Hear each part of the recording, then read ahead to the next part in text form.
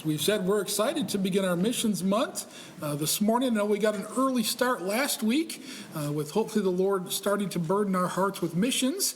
What we can do, obviously, in praying for our missionaries or those across the world, what we can do individually as far as us going out and spreading the gospel, and then also what we can do to give as well. So we are excited to have our first missionary for the month, Brother Clay. Great to have you today. Great to meet you. Glad the Lord gave you safety. He made it from Louisiana. That's where he came from here just yesterday. So put some miles on the vehicle. So we're looking forward to hearing what God has laid upon his heart to share with us from the Word of God this morning. Brother Clay, the pulpit is yours, my friend.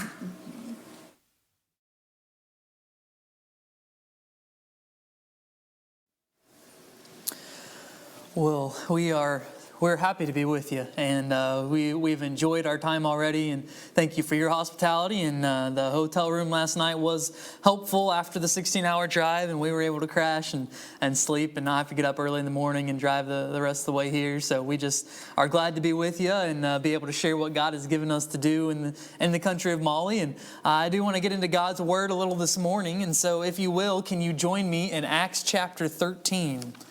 Acts chapter 13. I figured it's Missions Emphasis Month, and so maybe we talk a little bit about missions. And I am a missionary and excited to kind of share with you from God's Word what missions is, and excited to kind of be able to get into God's Word a little bit, because none of you told me this morning that I ended early in Sunday school. So now you're going to have to, I'm going to go long today. No, I'm just kidding. I mean, I am on Central Time, so I don't need lunch at 12 o'clock. But no, I'll get you out on time, but I hope you are willing to listen to what God's Word says this morning. And this is here in Acts chapter 13. It really is kind of the sending of the first missionaries, and kind of shares with you what those missionaries did and where they were. And I want to look at that this morning. And really, I have not really preached this on a Sunday morning service before, and it's somewhat teaching along with preaching, but the teaching of it is I really kind of wanted to ask, what is a missionary? We use the term, but can any of you think of a verse in the Bible that uses the term missionary? You'd probably be thinking for a while, because there's not one. The term missionary is not even in the Bible, so why do we call ourselves missionaries? What does that term mean? Because I will say there's a lot of terms we use that aren't in the Bible, but they do get their foundation from the Bible. They get it from this biblical principle. And so what is a missionary? I think of, I like root words, and I think of missionary and the root word being mission, and it kind of leads me to the Great Commission, and that's another word that we don't find in the Bible. But when we say Great Commission, what are we referring to? That commission that Jesus gave to the church, the disciples, and said, hey, go ye into all the world and preach the gospel to every creature, is the way Mark 16:15 would put it. Matthew 28 puts it a little differently, and we're supposed to teach all nations, baptizing in the name of the Father and Son and Holy Ghost, and lo, I'm with you always, even to the end of the world. And Luke says it, and John says it, and Acts 1:8 says it. And that Great Commission is we are supposed to preach the gospel. And that gospel is all important. That is this book here, the whole Old Testament leads up to it. The sacrificial system leads up to Jesus Christ dying on the cross. For what purpose? To atone for our sins. And I think I'd be remiss in not sharing the gospel message here, even though this is, I'm sure, a great Baptist church, and many of you have heard the gospel message before, and I would say most of you have probably put your trust in Jesus Christ for salvation.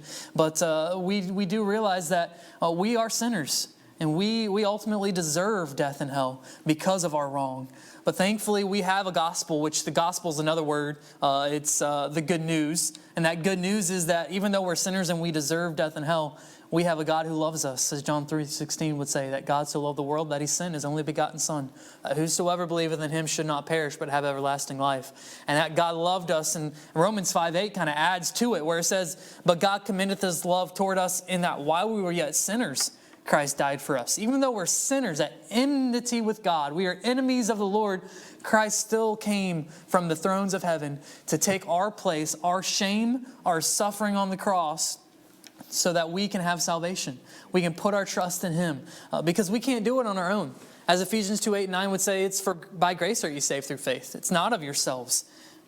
the gift of God. It's not of works, lest any man should boast. We can't get to heaven and one day somebody come up to you and say, oh, how'd you get here to heaven? And you say, well, I gave this much to church, and I rarely disobeyed my parents, and I was always kind, and I never murdered anybody, never committed adultery. I never did these horrible things, never stole anything. And so I got to heaven, and God said, wow, you got it. Come on in. You are amazing. We need you here in heaven. And that's not how this scenario is going to play out at all. Because we realize that we serve a holy God, a perfect, sinless God, and we've done one wrong thing. And I maybe I'll just speak for myself. I know I've done more than one wrong thing, but I think you would realize you've done more than one wrong thing as well. We're sinners. We don't deserve heaven. We can't get ourselves to heaven. We can't boast and say, hey, I'm a good, perfect person. We need Jesus Christ. And that's the gospel message. And that's the message that missionaries need to share. Because there's a lot of ideas of missions. I worked in a metal shop after college for a year to save money to get married. And when I told these guys that I worked with, I'm just going to be here for a short time. God's actually called me to be a missionary. And well, how long are you going to be in the country for? And it's like, well, we're going to live there for our whole life. It's, what? People do that? They think it's a missions trip. You're just going to go over there and help the people a little bit and then come back. But no, that's not what missionaries do. And, there's some that, you're supposed to help feed the people, or you're supposed to help provide jobs for the people. And I would say that's more humanitarian. While we can help while we're over there, if a missionary just does those things, that's a humanitarian. That's not a missionary. The Bible says a missionary is one who is sent out to preach the gospel. And if the gospel is not included, that's not a missionary. And that's what missionaries are. That's what missionaries do. And here, again, we see the sending of the first missionary. Paul and Barnabas by name. Really, it's Saul. He's still called Saul here in this passage. These are the first missionaries. And if you know much about the Bible, much about Acts, these men, they did some mighty things for God. They did amazing things. But I want to look here at the beginning and look at what the Bible has to say about missions. So if you will, can we read these first 4 verses here in Acts chapter 13, where the Bible says, now there were in the church that was at Antioch certain prophets and teachers, as Barnabas and Simeon that was called Niger, and Lucius of Cyrene, and Manaen, which had been brought up with Herod the Tetrarch, and Saul. As they ministered to the Lord and fasted, the Holy Ghost said, separate me, Barnabas and Saul, for the work whereunto I have called them. And when they had fasted and prayed and laid their hands on them, they sent them away. So they, being sent forth by the Holy Ghost, departed unto Seleucia, and from thence they sailed to Cyprus. So we see here in these first 4 verses, really the sending of the first missionaries. And the first thing that I see is really the context of missions. In other words, if I could put it in question form, where does mission start? And I find it there in that very first phrase where mission starts. If you look, it says, now there were in the church that was at Antioch. And missions, people think missionaries, they go out to other countries. They go far distances. But missions, it starts in the church. The church is the body that God has promised to use in this age. The church is the organization that Jesus Christ set up, that God set up to be able to perform the task of missions. And that kind of brings me to another term that we use. So often we as missionaries, and in fact I used it this morning, and I say, we're going through on deputation. What's deputation? Is that a Bible word? I don't find deputation in the Bible. What do we mean by deputation? Because again, I grew up in church and I heard missionaries come through. And for me, I always got deputation and furlough confused. So which is which, and what even is deputation? Raising support to get there maybe. But if you think about the word deputation, and again, if you go to the root word of deputation, what's that root word of deputation? It's deputize, deputy. And if you think about what a deputy is somebody where, you've got the sheriff, and the sheriff is given authority from the state, ultimately the people, and that sheriff will deputize somebody and say, you know what, I'm giving you my authority. You can now conduct traffic stops or intervene in robberies or do these things because I'm giving you my authority. And we realize that authority is from the local church. That is the organization that God has set up to reach the world with the gospel. And that's why our mission board, they are a great help to us in our local church. But our local church is the one that's sending us out. And really, that's what deputation is we're going around to churches and saying, the Lord has commanded the church to reach the world with the gospel. And churches will see the need in Mali and say, you know what, we want to deputize you on our behalf. We want to send you on our authority, on our behalf, to reach the people of Mali and complete this commission that God has given us. That's why we kind of use the term deputation. That's the biblical basis, is that God has given authority to the church, and the church deputizes people to reach the world with the gospel of Jesus Christ. And that's what was happening here at this church. And this church was at Antioch. And this church it's really a model church. They did much for the cause of Christ. And as we continue on, we see that missions doesn't just start with the church, but who the church is. Because I think you realize the church is not this beautiful facility you have. You have a great building, but the church is you, the people, the members. And as we look here at some of these members in verse 1, it says there was at the church at Antioch certain prophets and teachers. Barnabas, Simeon, called Niger, Lucius, Cyrene, Manaen. He was brought up with Herod the Tetrarch. And if you study these names out a little bit, you'll find that these men have a lot of different backgrounds. You've got men such as Barnabas, who was known as that encourager, and he was really that exhortationist that just exhorted people and encouraged people. You've got men like Manaen. It said he was brought up with Herod the Tetrarch. If you know who Herod the Tetrarch is, he was Herod, the leader. This man was brought up in probably the best school that was in the land. He was brought up with the leader who was over that Jewish prefect. Herod the Tetrarch was actually the one who beheaded John the Baptist. It was that same Herod who was that really ruler. He wasn't king. He wasn't the emperor of Rome, but he was leader of that area. And Manaen, he was brought up right with them. But something was different between Herod and Manaen. Manaen must have been able to find the Lord. And he must have been brought up, though, in one of those great schools. He probably had a great education, one of the smartest men there. I think of Simon, and that was called Niger, and most believe he was from Africa, and just a lot of different backgrounds, a lot of different people. And if you think about a church, that's really what a church is. It's a lot of different people that come together to be able to fulfill the task of the Great Commission, to be able to share the gospel with people. And it's amazing to see how the Lord will use different aspects of people's lives to be able to bring people together. Because as the Bible would say in 1 Corinthians 12, the church is like a body. And it kind of gives that analogy, and it's really simple to realize. If you were to turn there, you'd see, the eye can't say to the hand, I have no need of thee, and the hand can't say to the foot, I have no need of thee. Every part is important, and every part is important for the body to function as it's supposed to. And I think we know that. I mean, if you break your finger and you have to wear one of those metal splints that keeps your finger straight, it is amazing to see how much you use just this little finger.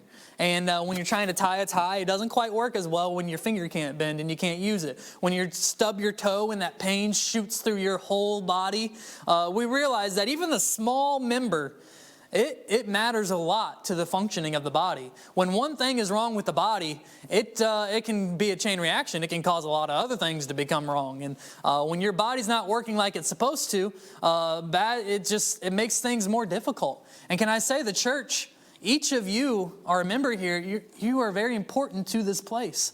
And God has brought you here to be able to fulfill your part in missions, to be able to fulfill your task and what God has given you to do. There are different backgrounds and there are different skills. I mean, many people think, it's just pastor's job. It's just missionary's job to go reach people with the gospel. No, it's the church's job. You're the church. You're a Christian. The Bible is clear. It's your job to be that witness. And it's amazing to see how God can use you in your specific way. I mean, you can reach somebody that maybe I or pastor could never reach. Whether it's just a similarity you share with that person, whether it's just that connection you're able to have, whether it's different interests or different skills. It's amazing to see how God can use you, because I do always like to make this clear that God has blessed you with certain spiritual gifts, with certain abilities, with certain interests you have developed over the years. And God can use each and every one of those in each situation. Because so many people think, God can never use me. And some of us try to make it spiritual. I've been studying humility recently. And if you're like me, I always thought humility was just kind of the opposite of pride. as in like pride is thinking really highly of yourself and, oh, I'm great and I'm really good at this and I'm really good at that. And humility is just the opposite of, oh, I'm not that great and, I don't really have that many skills and I'm just not all that much, and almost like self-deprecation. And that's not what humility is. Humility is not thinking, oh, I'm such a horrible person and I'm no good at anything. If you think of Jesus Christ, the Bible says he was humble. It says he humbled himself to become in form and a fashion as a man, humbled himself to become obedient to death, even the death of the cross. I think Jesus Christ had very much skill and very much power. The difference between humility is not whether you have skill or not. It's whether you use the skills that you have to lift other people up rather than yourself. Pride is lifting yourself up and wanting everybody to say, wow, look at that person. They're so great and wonderful, and look how much they have, and look how much they do. And humility is using those skills that God has gifted you with to help others and lift them up and point them to Christ. That's what Jesus Christ did. He had a lot of skills, and he used them to help others. And eventually God will help lift those humble up. But you do have those skills, because I always like to make that clear, because again, growing up as a kid, I heard a lot of missionaries come through and say, I was never smart at school and I was just always really dumb and just never good at it. And I just thought God could never use me. But, God can use people with no skills and abilities. And I admittedly, I was a kid. I completely misunderstood his message, but I thought, well, I am good at school. I've always been good and it's always been a little bit easy to me. I guess God can't use me because I've got a skill. And God only uses people with no skills. And that's not what the Bible teaches. But what he was saying was that God can use anybody. And God does. He will use everybody. And oftentimes you'll find that it's in areas that you may not feel so confident in. I already shared with you my testimony and God calling me in a full-time ministry and saying, God, I'm not a speaker. I'm that introverted person. I don't like talking with people. I don't like getting in front of crowds. This is not something I'm good at. Why don't you let me do my math and science? I'm good at those things. And it's amazing to see how God, when he calls you to do something, he'll equip you to do it. And I don't want to get ahead of myself and my message, but again, in retrospect, I find that I enjoy nothing more now than getting in front of all of you and sharing what God's Word says, sharing what God has done in my life, seeing that, God knows a little bit more about me than I even know about myself. He should. He created me and he designed me. We should be able to rely on him, but so often we don't. And again, I won't get ahead of myself, but the point of this verse here is that these men, they came from a lot of different backgrounds, but they each did their part in the church. They each found, Lord, what's my part here? And can I ask you, what's your part here in this church? The Lord has gifted you. The Lord can use you, no matter who you are, no matter what skills you think you do or do not have. The Lord wants to use you to reach people with the gospel of Christ because it's the church's effort. And really, it's the only way that it can get done if you think about it. Have you thought about the Great Commission? Go into all the world and preach the gospel to every creature. You know how many creatures there are on this world? It's almost 8 billion people. It's growing quickly, almost up to 8 billion people. That's a lot of people. How on earth are we supposed to preach the gospel to over 8 billion people? Did God not give us an impossible task? That's very daunting. But if you again get into God's word, thankfully, God didn't just give us a task and say, hey, go preach the gospel to every creature. Good luck figuring that one out. No, he gave us a design to be able to accomplish the task. And that design is the church. That design is missions. And when each and every person does their part in the church, and you've got a church that's fully functioning because each of you are doing your job, it's amazing to see what God can do with a fully functioning body. It's amazing to see what God can do when each and every member is saying, Lord, what can I do? What's my part? Can I give a little more? Can I be involved a little more in this ministry? Can I give a little more gospel tracts out to people, Lord? What can I do? What's my role here at this church? And when we ask that question and listen for the answer and then take the step of faith and say, all right, God, if this is what you've put in my heart to do, all right, God, if this is what your word says to do, I'm going to do it. Again, seeing God's power at work it's amazing. It's really, in my opinion, it's the only life worth living. Is a life where you get to see God's power. And sadly, I think a lot of Christians miss out on God's power because they live their lives under their own power. And they think, what can I do? Instead of what can God do? And again, I think I keep catching myself getting ahead a little bit. But that's this verse here. We realize that you've got skills and abilities that God can and wants to use if you allow Him. And you'll say, God, what can I do in missions? What's my part in missions? Maybe your part is being a missionary and going to another country and giving your life and saying, all right, Lord, I'll go to this other country because they need the gospel.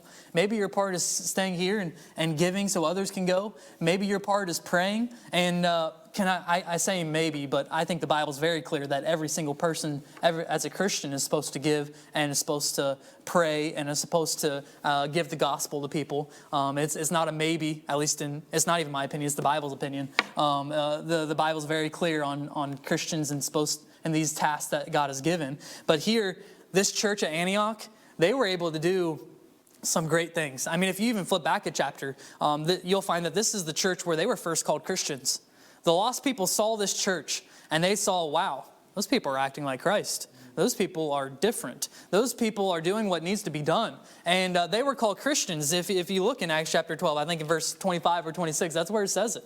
And this church, all these people came together. Each one did their part. And they saw the Lord do some great things. And really, as we keep reading, I find something else in verse 2. Because it says, as they ministered to the Lord and fasted, the Holy Ghost said, separate me Barnabas and Saul for the work whereunto I have called them. I noticed it says, as they ministered to the Lord. You know, Saul and Barnabas, they did a lot of great things. They took 3 missionary journeys. They started churches in Thessalonica and Philippi and Ephesus and Colossae and all of the Macedonia, all these different churches that they were able to start. But notice they just served God where they were with what they had. Here at this church in Antioch, they hadn't done all these great things yet. But you know what? They were just serving God at this church in Antioch because that's where God placed them for that moment, and that's what God had given them to do. And that's what they were doing. They were just serving the Lord. You know what, Lord? You placed me here, and you've given me this. I'm going to use it to serve you. And that's when God said, you know what? I want to do more with you.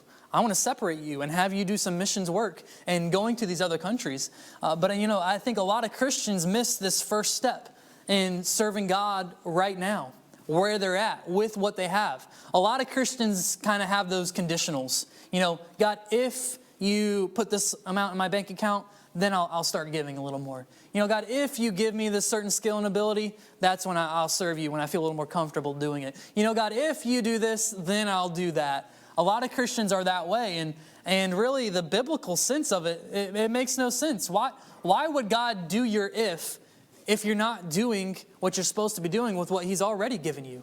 I mean, I think of the parable of the rich man and that he gave those talents to the different servants. And I think he gave one servant 5 talents and one servant 2 talents and one servant 1 talent. And he went off and that servant with 10 talents, what did he do? He ended up doubling it. And the servant with 2 talents, what did he do? He ended up doubling it. And the servant with 1 talent, what did he do? He buried it in the ground because he didn't want to lose it. And then the master came back and he went to the servant with 10 talents and he said, well, what'd you do with what I gave you? And the servant with 10 talents said, I used it, I doubled it, and here's your return. And he heard, well done, thou good and faithful servant. And he goes to the servant with 2 talents, and what'd you do with what I gave you? And he says, I doubled it, here's your return. And he said, well done, thou good and faithful servant. And then he comes to that servant with 1 talent, and he asks him, what'd you do with what I gave you? And he says, well, I know you're a man who sows where he doesn't reap. And he starts making all these excuses and basically ends up with the saying of, I just buried it in the ground because I didn't want you to lose what was yours. And here's your talent that you gave me. Did that servant hear a well done, thou good and faithful servant? No. He got that taken away from him, and it was given to the one with 10 because he did what he was supposed to do with the money that was given. In other words, why would God give you more if you're not doing what you're supposed to be doing with what He's already given you? If you're not giving with what He's given you, why would He give you more money? You're not going to use it then. If you're not serving right here in this church with the skills He's given you, why would He give you this comfortable skill of now being able to minister to people? In other words, I've heard this saying a lot. The ocean isn't a magical thing. If a missionary is not serving God here in the United States, crossing an ocean, why does he think he'll automatically serve God in Mali? That's not how it works. If you're not serving God where you're at, nothing's going to change that. Going to another place, having a little bit more, that's not going to change anything. But can I say, God has gifted you with a great church to be a part of.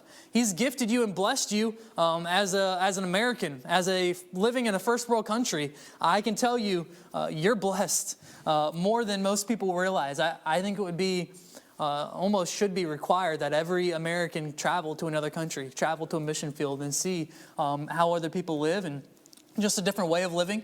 Americans, we're brought up in this culture where Pastor Sexton has kind of pointed this out with the self-storage industry. And the self-storage industry is worth about $85 billion right now. And it's only increasing. Some say in a few years it'll be $135 billion. But in other words, self-storage is Americans have so much stuff that they can't even fit it into their house. They have to pay to store all the stuff that they have because they don't have enough room for all their stuff. I almost liken that to the rich man who said, I've got so much stuff, I need to take down my barns and build bigger. And what did the Lord say?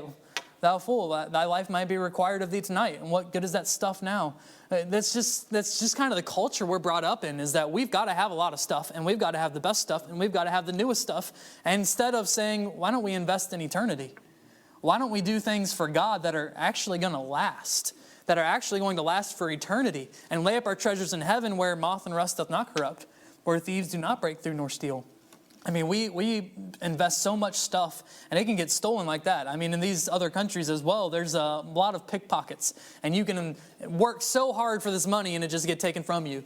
You can work so hard to get this wonderful, fancy new vehicle, and it's just going to rust away, especially up here in the north with all the salt on the roads.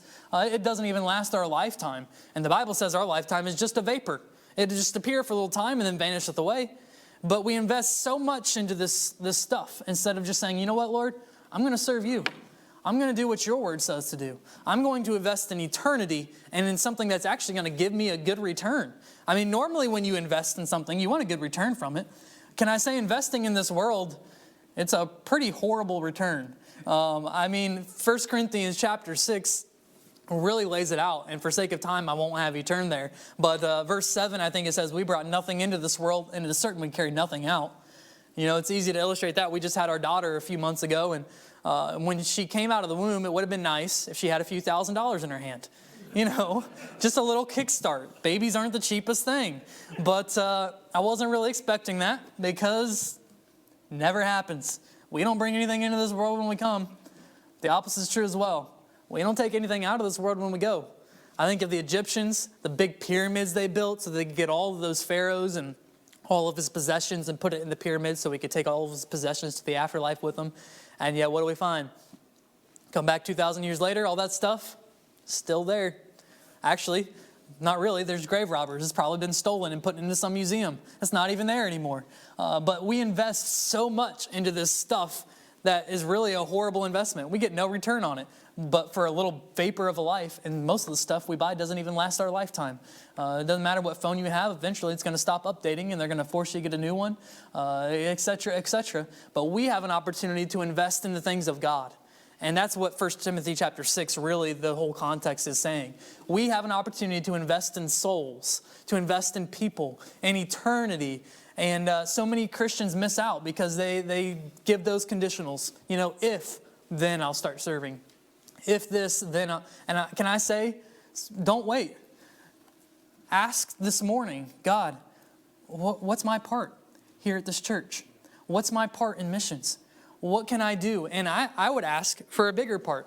I would say, Lord, maybe I'm doing something, but can I do more? Can I be this Paul or Barnabas? Can you separate me and do a little bit more with me? Can you give me a little bit more of your power and grace so that I can serve you a little more here at this church? And that question is a question that we should all ask and say, Lord, what's the next step of faith? How can I trust you a little bit more in what I'm giving and what I'm doing here at this church and how I'm ministering to people? How can I do a little bit more? And Paul and Barnabas, they got it. They were just serving God where they were at with what they were given at this church in Antioch. And then God said, you know what? I want to do more with you. I want to separate you. I want to see you do more for me. I want to bring more honor and glory to my name through your lives. And they were willing. And it says, as we keep going, not just in verse 2, but in verse 3, it says, and when they had fasted and prayed and laid their hands on them, they sent them away. This verse here, not to get too much into English class, but those pronouns there, are those singular or plural pronouns? And when they had fasted and prayed and laid their hands on them, they sent them away. These are plural pronouns. Missions, it really is a group effort. It's not just Saul and Barnabas that did these mighty things. This whole church at Antioch was behind them, praying and fasting. They were each doing their part back at the home church, back at this church at Antioch. And really, that's the only way we can fulfill this Great Commission. I already shared with you the daunting task. 8 billion people. Most people don't even realize how big of a number that is. One thing that put it into perspective for me was even the difference between 1 million and 1 billion.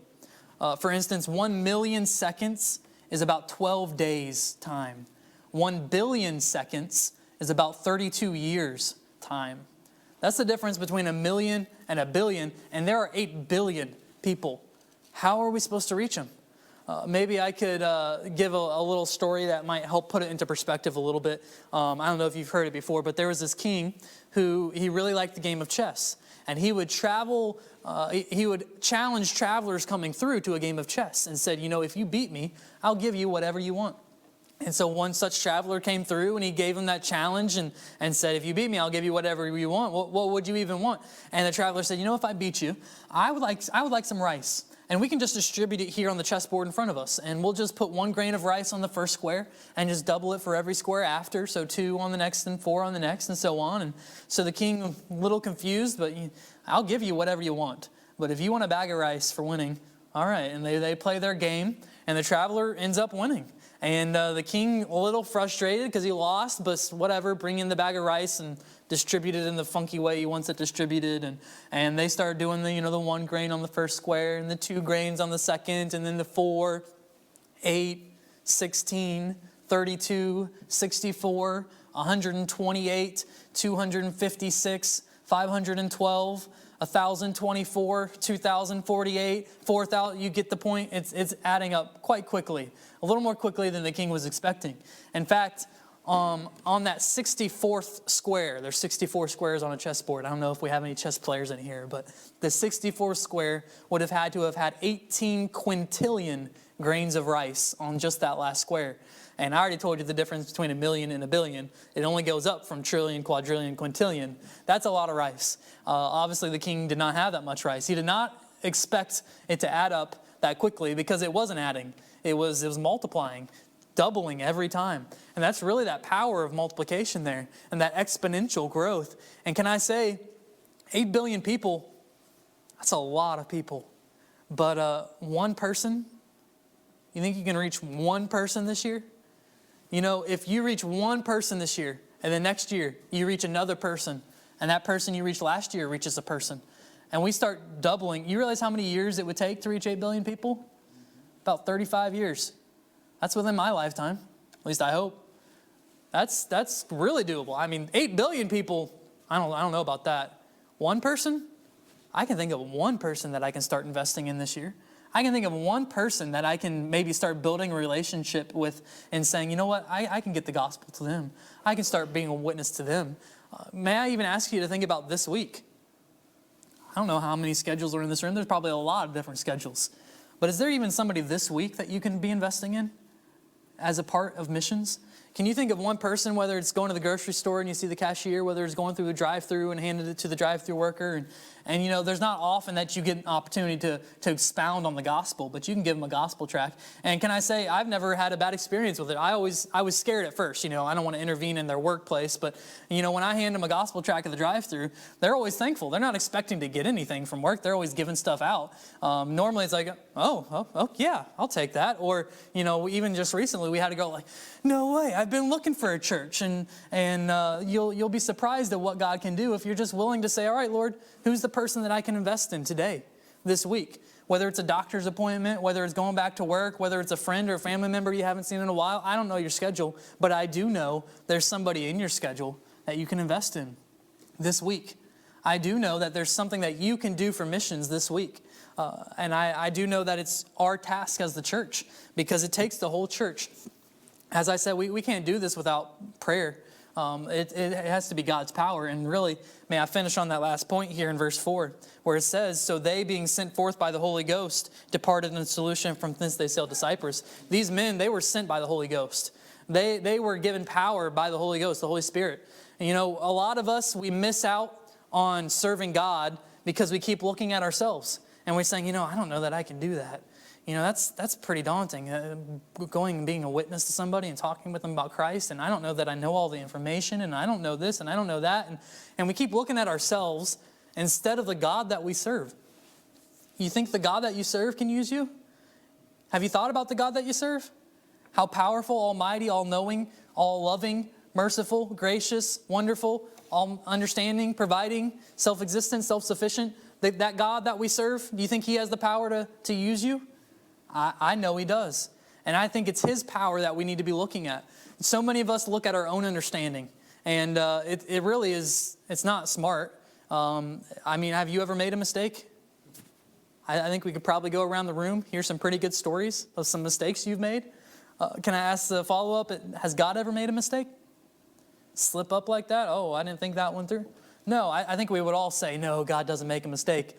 But a lot of times when it comes down to our life, as soon as God puts in our heart to take a step of faith, all of a sudden, ooh, God, you're making a mistake here. I'm not supposed to give that much. Are we looking at the same bank account? This isn't going to work. Oh, God, I'm not supposed to be that person. Why don't you use one of those extroverted people? Oh, God, I think you're making a mistake here. We would never say, God, I think I know a little bit more than you. You're making a mistake. You should leave it up to me. Because that sounds blasphemous. It really is blasphemous. But so often that's exactly what we do. We go to our own understanding. We say, God, I don't like this situation, and I don't think it's supposed to be this situation. And instead of saying, God, what's the plan in the situation? How can you use me? What do you have going on? What can I do more? How can I take this step of faith and trust in you? Because that's really, it's God's power that works. It's God's power in a place that gives the church the ability to do these things. And that's what Paul and Barnabas saw. They saw God's power. I've been able to talk to a lot of veteran missionaries and really interrogate them. And it's amazing. They almost all have a story it's really miraculous. It's something that God did that is, wow, I don't know that I would ever see that. But it's because they're living that life of faith. And they're relying on God's power. And they're able to see God's power. And can I say, when you experience God's power in your life, it is amazing. It is much easier than to take another step of faith and say, wow. And I could give testimony after testimony of seeing God's power in my life and seeing that, you know what, it's a lot easier now to trust in an almighty, all-knowing God rather than myself. And can I ask you to do the same this morning? Can I ask you to trust, put your life in the hands of this God that we serve, the God of the Bible, and say, God, what's the next step for me? How can I do more here in this church? How can I serve you more in missions? What's your part in missions? Because we all have a part. Giving, praying, going. I think you heard a sermon on that. I think I heard the outline, and that is all important. Can I ask you, what's that next step of faith for you? Can I ask you, who's that person you can start investing in this week? There's some different questions that I think we need to ask ourselves very often. We need to evaluate our lives and say, all right, God, what's going towards eternity? What's going towards this world? Where can I see your power? What can I do more? There's a lot of questions we can ask God, and then I hope you listen for the answer. This week, as missionaries come through and you hear God's word being preached, I hope you're listening and saying, all right, God, speak to me. What can I do? What's the next step? And again, it's amazing to see what God can do with a church where each and every member is surrendered and saying, all right, Lord, what's my part? And when each person does their part, it's amazing to see what God can do with the church committed to Him. And so can we go ahead and close in prayer and ask for God's help in this work? Dear Heavenly Father, we do thank you for your word. We thank you for the truth of it. Lord, I thank you for the commission that you didn't just give us, Lord, but you said, lo, I'm with you always, even to the end of the world. You promised to go with us through this. And Lord, I pray that you would do just that. That as each and every member here considers their part in missions, Lord, I pray that you would comfort them and knowing that they have a God they can trust and serve and an all-powerful God that can do much. And Lord, I pray that you would do much with this place. Lord, I pray that you would use Community Baptist Church to do great and mighty things for thy name's sake. Pray that you would use this place to reach this community with the gospel and ultimately reach the world with the gospel. Pray that you would use this place to bring great honor and glory to your name.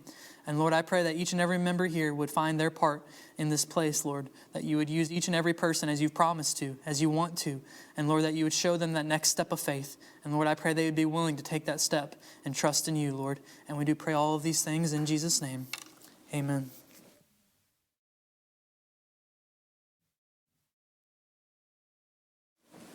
Thank you, brother. With heads bowed and eyes closed this morning, no one looking around, just for a few minutes here.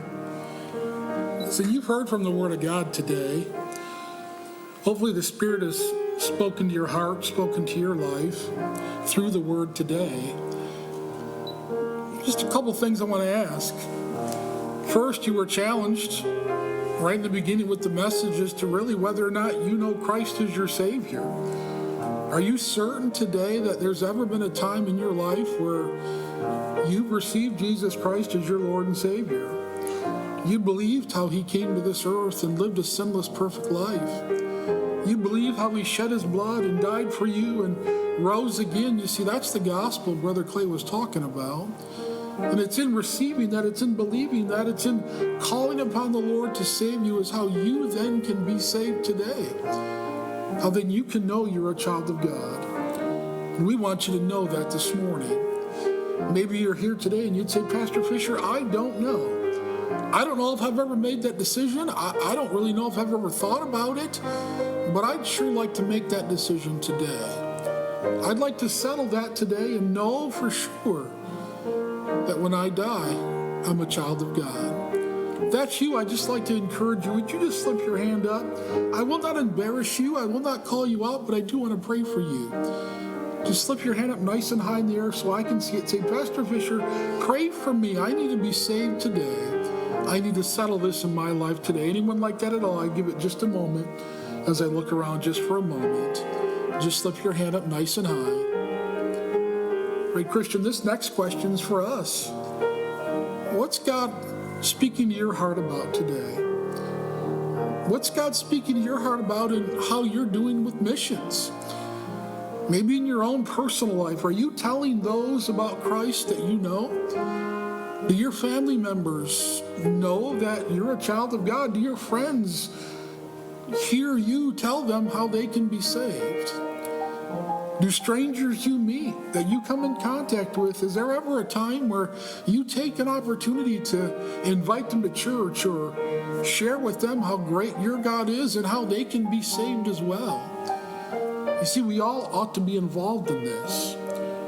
As we've heard this morning, it's not just up to me, the pastor, or some few in the church. It's up to all of us as a church to be doing our part in missions. And maybe God has spoken to your heart today as through the challenge and through the Spirit to where you say, you know, I do believe God is speaking to me, and I do believe God has challenged my heart to go out and to reach just one. I hope you took that challenge seriously this morning. And if you did, I'd like to pray for you about that as well. And you'd say, Pastor Fisher, pray for me. I want to go out and I want to reach that one person. I want to start there. God has spoken to my heart today to be determined to go and reach that one person. Anyone like that this morning? God has spoken to your heart. Yes, I see your hand. Yes, I see your hands. Anyone else? I see your hands. God has spoken to my heart to do more in missions with my life. Folks, we serve a great God. He deserves our praise. He deserves then also us being obedient to Him and going about telling each and every one about His Son, Jesus Christ. Let's do everything we can to get the gospel to a lost and dying world. Father, we love you today. We pray, Lord, that even today, if there's still one that has never received Christ, that they would come to know Him today as their Savior.